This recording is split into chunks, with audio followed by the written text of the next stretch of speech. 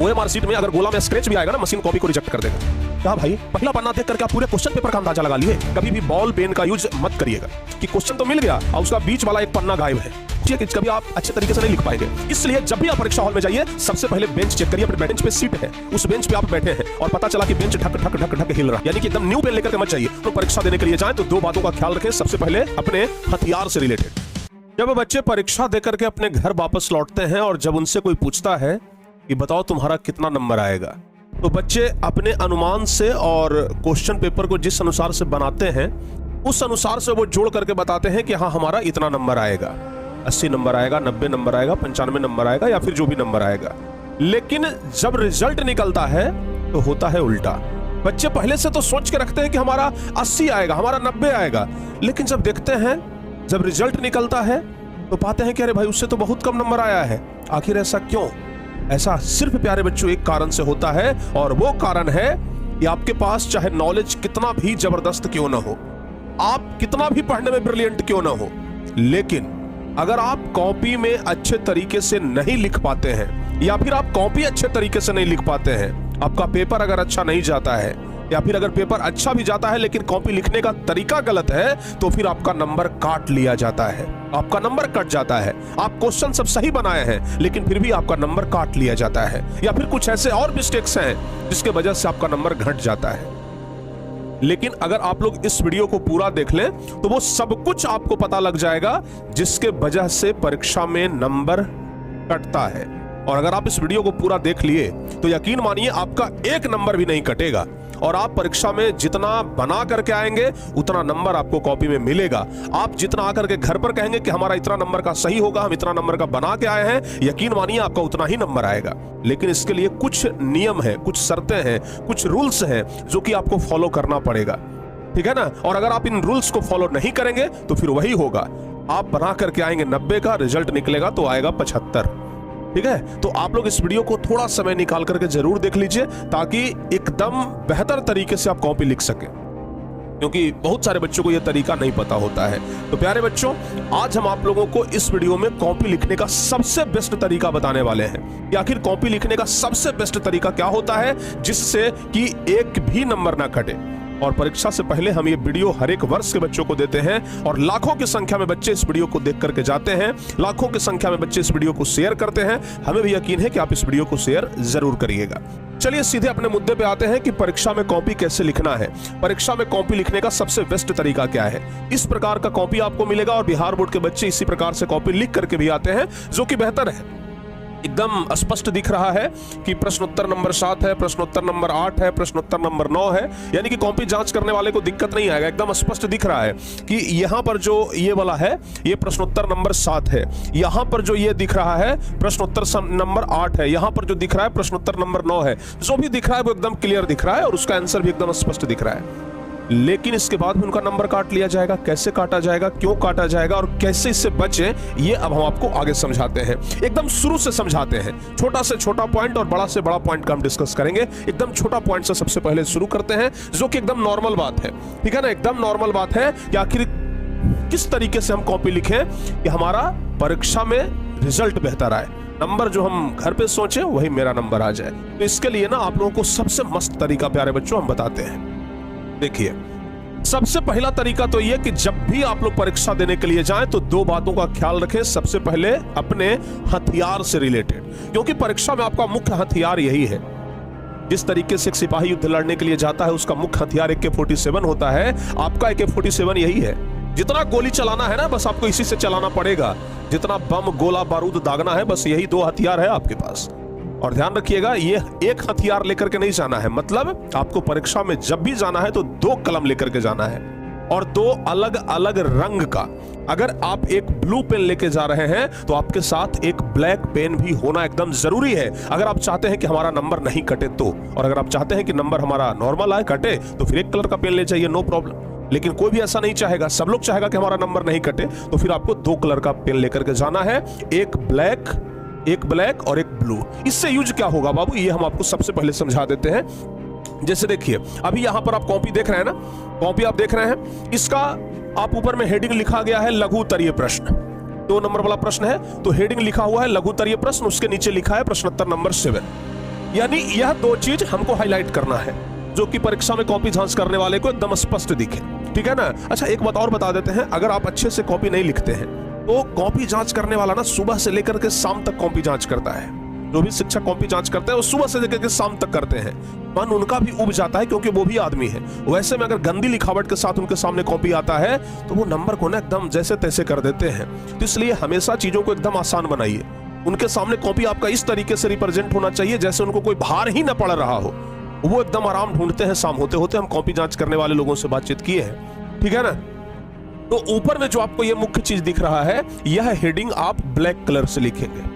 यह जो मुख्य हेडिंग दिख रहा है ना, यह हेडिंग आप ब्लैक कलर से लिखेंगे। यह भी आपको ब्लैक कलर से लिखना है। जब भी आप लोग प्रश्नोत्तर नंबर बदल रहे हैं या फिर कोई इंपॉर्टेंट चीज, कोई महत्वपूर्ण चीज आप लिख रहे हैं, उसके जगह पर आप ब्लैक पेन यूज करिए। और नॉर्मल जैसे आप आंसर लिख रहे हैं तो आंसर आप ब्लू पेन से लिखिए।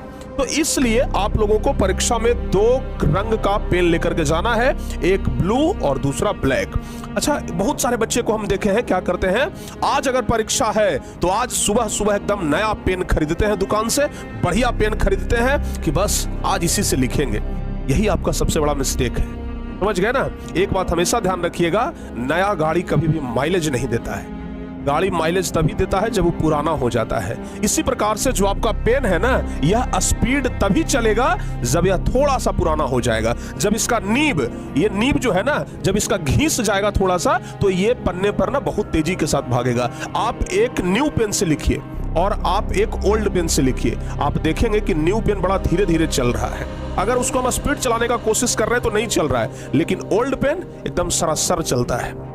इसलिए परीक्षा में जब भी आप लिखने के लिए जाइए तो पहले से वैसा पेन लेकर के जाइए जिससे आप पहले से 1-2 दिन लिख लिए हैं। यानी कि एकदम न्यू पेन लेकर के मत जाइए, वो पेन लेकर के जाइए जिससे आप 2-4-10 पन्ना पहले लिख चुके हैं। उस तरह के कलम लेकर के जाइए, मतलब थोड़ा पुराना कलम, एकदम नया कलम खरीद के लेकर नहीं जाना है। पहला तो ये पॉइंट आप लोग ध्यान रखिएगा, पुराने कलम से हैंड राइटिंग भी बढ़िया बनेगा, स्पीड भी आपका मेंटेन रहेगा। तो परीक्षा का सबसे पहला टिप्स हमारा यही है।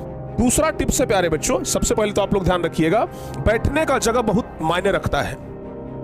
बेंच, जिस बेंच पे आप बैठ करके एग्जाम देंगे, यह बेंच आपके लिए बहुत मायने रखता है। सोचिए ना कि आप जिस बेंच पर बैठने वाले हैं, आपका जिस बेंच पे सीट है, उस बेंच पे आप बैठे हैं और पता चला कि बेंच ढक ढक ढक ढक हिल रहा है।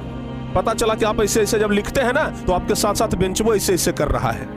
सोचिए कि कभी आप अच्छे तरीके से नहीं लिख पाएंगे। इसलिए जब भी आप परीक्षा हॉल में जाइए, सबसे पहले बेंच चेक करिए, अपने बैठने का जगह, और जिस बेंच पे आप लिख रहे हैं वो वाला बेंच चेक करिए कि क्या वो सही तो है, ढक ढक डुक ढक तो नहीं करता है ना, या फिर हिलता तो नहीं है ना। अगर हम उस पर लिखेंगे तो अच्छे तरीके से लिखाएगा ना, क्योंकि बेंच का बड़ा महत्व होता है। आप खूब बढ़िया से पढ़ के गए हैं, तैयारी करके गए हैं, पेन एकदम लेकर के गए हैं, 2 कलर का बढ़िया पेन लेकर के गए हैं, पूरा एकदम खुश है, पूरा कॉपी लिख देंगे और पता चला कि बेंचे हुआ ढक ढक कर रहा है। तो भाई, जिस घर में आप रहने के लिए जा रहे हो वही अगर ऊपर से उसका छत चू रहा हो तो उस घर में आप बढ़िया से नहीं रह पाएंगे। तो जिस बेंच पे आप बैठने के लिए जा रहे हैं वो बेंच एकदम बढ़िया होना चाहिए। तो बेंच थोड़ा चेक कर लीजिएगा। और अगर आपको लगे कि बेंच खराब है, बेंच का पैर हिल रहा है, बेंच का पैर छोटा बड़ा है, कुछ भी अगर आपको ऐसा लगे, तुरंत वहीं पर एग्जाम हॉल में जो टीचर होंगे उनको बोलिए कि सर ये बेंच चेंज करवा दीजिए, इस बेंच पर हम नहीं लिख पाएंगे, ठीक है ना, ये बेंच में ये डिफॉल्ट है। तो इस तरीके से आप कर देंगे ना तो आपको तुरंत बेंच चेंज हो जाएगा। तो आप बैठने के जगह को अच्छी तरीके से देख लें ताकि आपको कोई दिक्कत ना हो। तो दूसरा टिप्स हमारा यही रहेगा। चलिए तीसरे नंबर की ओर बढ़ते हैं। तीसरा टिप्स क्या है? बहुत सारे बच्चे को जब OMR सीट मिलता है भरने के लिए, OMR सीट हालांकि पहले तो भरा जाता था, लेकिन अब नाम, आपका रोल कोड, रोल नंबर, ये सब कुछ पहले से भरा हुआ रहता है, ठीक है ना। अब ज्यादा कुछ भरना नहीं पड़ता है आपको, ठीक है। सिर्फ 2-3 जगह पे ना उसको फिल करना होता है, इस प्रकार का जो होता है ना, इसको फिल करना होता है। बहुत सारे बच्चे क्या करते हैं कि जैसे उनको क्वेश्चन मिलता है, जैसे ही प्रश्न पत्र उनके सामने आता है, वो सीधे प्रश्न पत्र को उलटते हैं और लगते हैं खजाना ढूंढने। उनको लगता है कि भाई खजाना तो एकदम इसी में है, इसको जितना जल्दी होता है ढूंढ लेते हैं। और क्या सोचते हैं, नाम ये सब तो बाद में लिख लेंगे ना, अरे ये तो 2 मिनट का काम है, नाम तो बाद में लिखा जाएगा। बहुत बार बच्चे पूरे बढ़िया से कॉपी में लिखते हैं, लेकिन नाम लिखना या फिर OMR सीट भरना, उस पर साइन करना भूल जाते हैं। और जो सबसे बड़ा आप लोगों का गलती है, सबसे पहले आप अपना OMR सीट भरिए, सबसे पहले कॉपी पर नाम भरिए। बहुत सारे बच्चे गलती क्या करते हैं, OMR सीट भरने के चक्कर में बॉल पेन का यूज कर देते हैं। प्यारे बच्चों, बिहार बोर्ड की तरफ से सख्त निर्देश है कि OMR शीट जेल पेन से नहीं भरना है, नहीं तो आपका ये कॉपी जो है ना वो रद्द हो जाएगा। तो हमेशा ध्यान रखिएगा, नॉर्मल पेन जिससे आप कॉपी पे लिखने वाले हैं उसी पेन से आपको OMR शीट भरना है। कभी भी बॉल पेन का यूज मत करिएगा, कभी भी बॉल पेन का यूज आप लोग मत करिएगा। अच्छा, दूसरी बात, आप लोग क्या गलती करते हैं जरा देखिएगा ध्यान से। आप लोग को हमने एक बहुत जबरदस्त चीज बताने वाले हैं, शायद आप लोग देख लें। जैसे मान लिया जाए कि इसको हमें रंगना होता है, ये 4 आपके पास होता है ना, जैसे देखिए ना, ये 4 ऑप्शन आपके पास होता है। जैसे चलो ना, हो गया ना, 2 ही करके हम आपको दिखा देते हैं। जैसे मान लिया जाए कि इसको रंगना है। बहुत सारे बच्चे ना जब गोला को रंगते हैं तो क्या करते हैं, बीच में इस तरीके से दे करके ऐसे ऐसे करके रगड़ के छोड़ देते हैं। भाई, जब गोला को रंगना है तो उसका सही तरीका क्या है, जो बिहार बोर्ड कहती है, पहले इसका कॉर्नर पूरा एकदम एक बार ऐसे होना चाहिए और पहले किनारों से रंगते रंगते रंगते रंगते आपको बीच में पहुंचना है इस तरीके से, और पूरा रंग देना है, पूरा ढकना चाहिए। ऐसा नहीं कि बीच में आधा अधूरा, क्योंकि आपको बता दे जानकारी के लिए कि OMR शीट जो होता है यह आदमी के द्वारा नहीं, मशीन के द्वारा जांच किया जाता है, और मशीन जो होता है वो इतना सा गलती भी बर्दाश्त नहीं करता है। आदमी तो आपका गलती बर्दाश्त कर लेगा, कंप्यूटर आपका गलती नहीं बर्दाश्त करेगा ना, मशीन आपका गलती बर्दाश्त नहीं करेगा ना। तो ये बात ध्यान रखिएगा, बढ़िया से आपको गोला भरना है। चलिए, ये तो हो गया भाई। और हमेशा ध्यान रखिएगा, बॉल पेन का यूज मत करिएगा। बॉल पेन मतलब वही जो स्याही वाला होता है, जो बॉल पेन आप बोलिएगा दुकानदार को समझ जाएगा, या फिर देख लीजिएगा आप लोग। चलिए, बहुत सारे बच्चे क्या करते हैं, जैसे ही क्वेश्चन मिला एकदम सीधे लिखना शुरू। भाई, क्वेश्चन पढ़ने के लिए आपको 15 मिनट का अतिरिक्त समय दिया गया है, तो उस क्वेश्चन को पहले पढ़िए। जब भी क्वेश्चन आपको मिलता है तो सबसे पहले पूरा क्वेश्चन को एक बार ध्यान से देख लीजिए, पूरे क्वेश्चन को एक बार ध्यान से देख लीजिए कि कहीं कोई दिक्कत तो नहीं है। कभी कभी ऐसा होता है कि क्वेश्चन तो मिल गया और उसका बीच वाला एक पन्ना गायब है। होते बार ऐसा हो जाता है, क्वेश्चन छपने में, प्रिंटिंग में ऐसा मिस्टेक होता है कि क्वेश्चन का बीच वाला एक पन्ना गायब है। सब क्वेश्चन रहेगा, बीच वाला एक पन्ना गायब हो गया। अब सोचिए, आप तो लगातार लिखते जा रहे हैं, हो सकता है कि आपको ध्यान न रहे कि अरे बीच वाला भी तो सीरियल नंबर गड़बड़ा गया है। उस दरमियान क्या होगा, बाद में आप कितनों गुहार लगाते रह जाइएगा, कुछ नहीं होगा। तो उस समय जब आपको क्वेश्चन मिलता है, उसी समय आप जांच कर लीजिए कि हमारा क्वेश्चन पेपर तो सही है ना, और अच्छे से क्वेश्चन पेपर को आप देख लीजिए कि कहीं मिस प्रिंट तो नहीं है। जो क्वेश्चन पेपर पे ये टाइप किया हुआ है सब कुछ सही से पता तो चल रहा है। कभी कभी मिस प्रिंट भी हो जाता है, लिखा हुआ क्या है पता नहीं चलता है, तो वो सब आप लोग पहले देख लीजिए ताकि बाद में कोई दिक्कत ना हो। ध्यान रखिएगा, एक सही विद्यार्थी का ना ये सब पहचान है। अगला चीज, कुछ बच्चे ऐसे होते हैं, जैसे उनको क्वेश्चन पेपर मिला, क्वेश्चन पेपर सीधे पहला पन्ना उलटते हैं और एकदम पहला क्वेश्चन देख लिए। पहला क्वेश्चन देखा, अरे बहुत हार्ड है, ये तो नहीं बन रहा है। दूसरा क्वेश्चन देखे, दूसरा क्वेश्चन भी बहुत हार्ड है, नहीं हमको नहीं आएगा। तीसरा क्वेश्चन देखे, अरे ये भी नहीं बनेगा, बस डिमोटिवेट हो गए। 3 क्वेश्चन, 4 क्वेश्चन, 5 क्वेश्चन, या पहला पन्ना पूरा देखे, अगर देखे अरे क्वेश्चन तो बड़ा हार्ड है, पूरे डिमोटिवेट हो गए, अरे बहुत भारी भारी क्वेश्चन आ गया है। क्या भाई, पहला पन्ना देख करके आप पूरे क्वेश्चन पेपर का अंदाजा लगा लिए?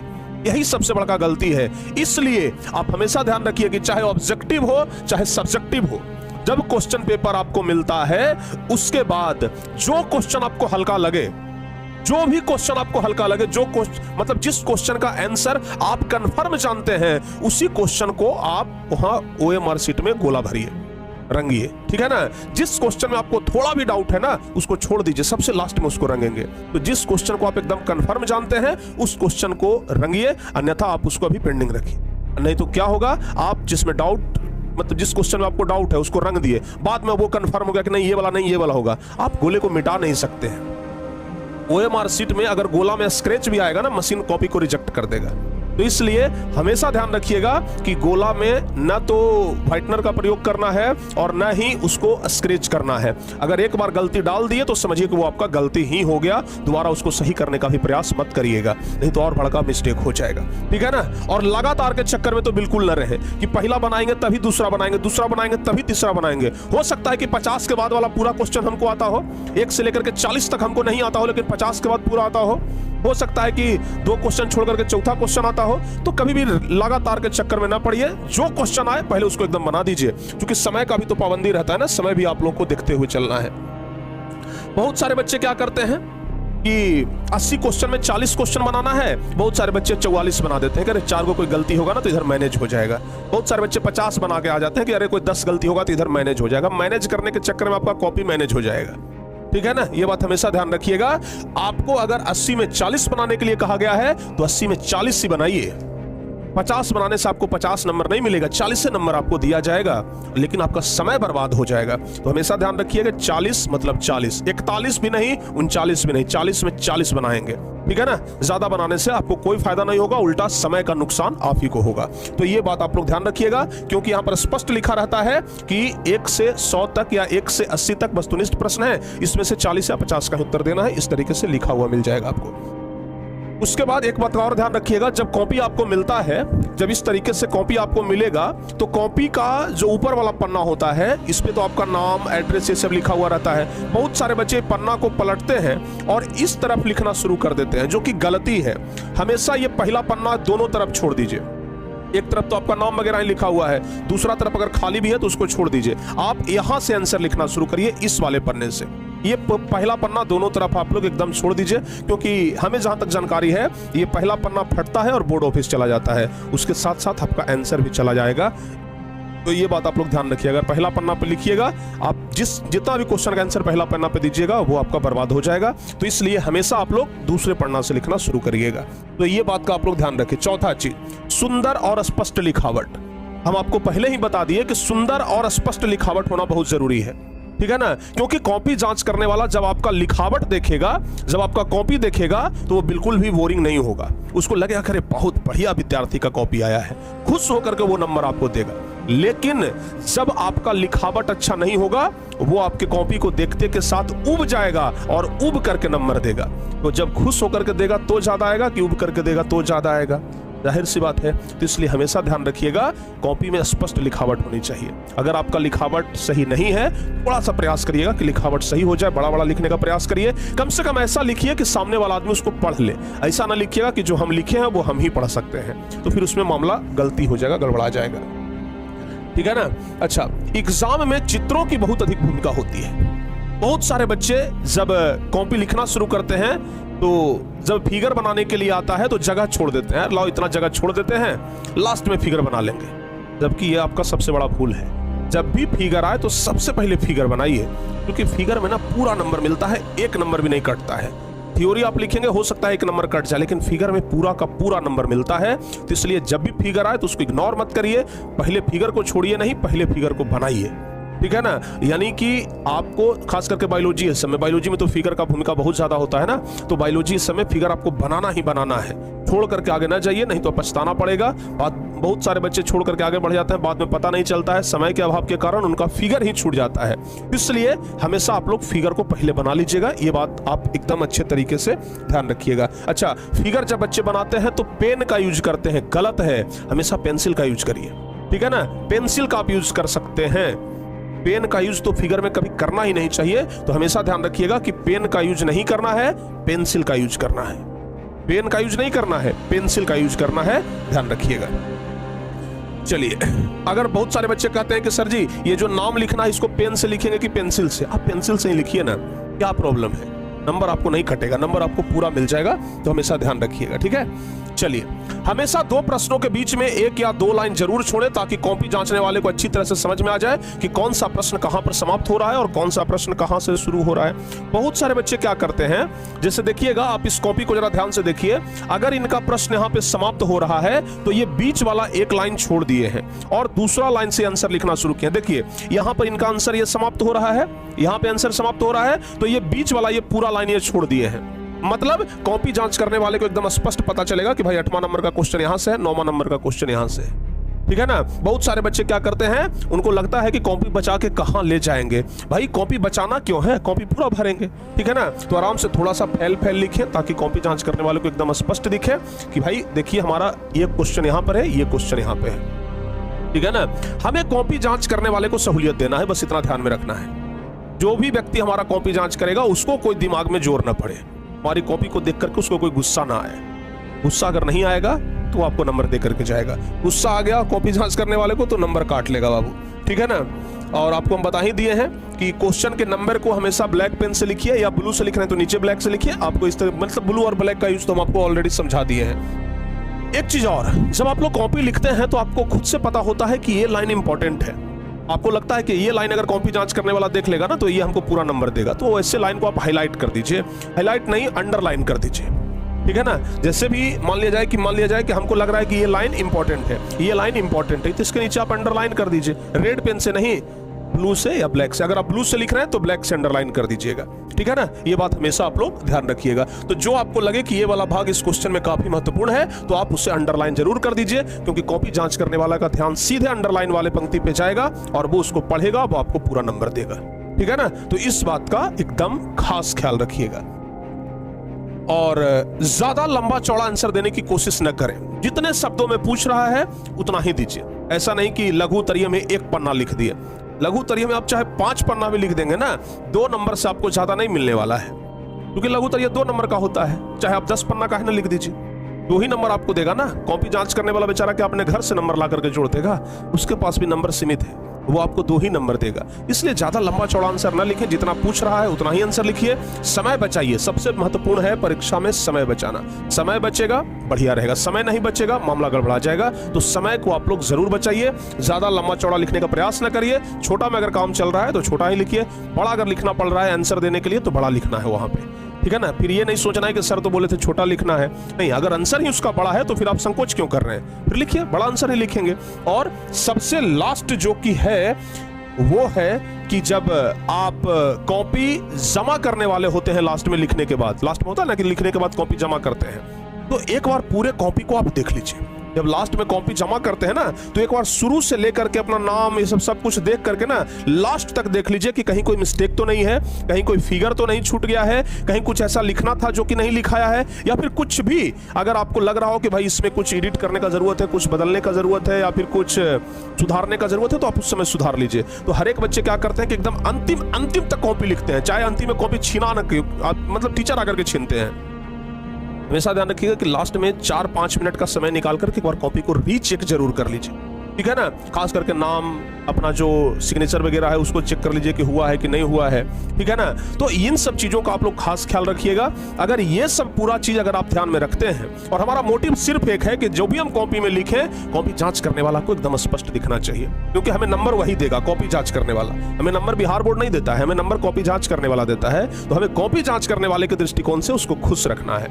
तो प्यारे बच्चों, अगर इन सब चीजों का पालन करते हुए अगर आप कॉपी में लिखते हैं, अगर आप कॉपी आंसर ये कॉपी में आंसर राइटिंग करते हैं, तो यकीन मानिए आपका 1 नंबर नहीं कटेगा और अच्छे तरीके से आप कॉपी लिख पाएंगे, एकदम शानदार तरीके से आप कॉपी लिख पाएंगे। तो हमें उम्मीद है कि आप एकदम बेहतर तरीके से कॉपी लिखने का प्रयास करेंगे और एकदम बेहतर तरीके से जैसे हम आपको बताए हैं वैसे आप लोग कॉपी लिखेंगे। यकीन मानिए परीक्षा के बाद आप कहिएगा कि सर जैसे आप बताए थे वैसे हम लिखे और हमारा 1 भी नंबर नहीं कटा, पूरा हमें नंबर प्राप्त हुआ है। तो प्यारे बच्चों, उम्मीद है कि यह वीडियो थोड़ा सा लंबा तो जरूर हुआ है, 20-25 मिनट का हुआ होगा, लेकिन आप लोगों को एकदम बेहतर तरीके से समझ में आ गया कि कॉपी कैसे लिखना है, कॉपी लिखने का बेस्ट तरीका क्या होता है। और अगर आपको ये वीडियो अच्छा लगा हो तो वीडियो को लाइक जरूर करिएगा और कमेंट जरूर करके बताइएगा कि वीडियो आपको कैसा लगा, और शेयर तो करना भूलिएगा ही, जरूर शेयर कर दीजिए।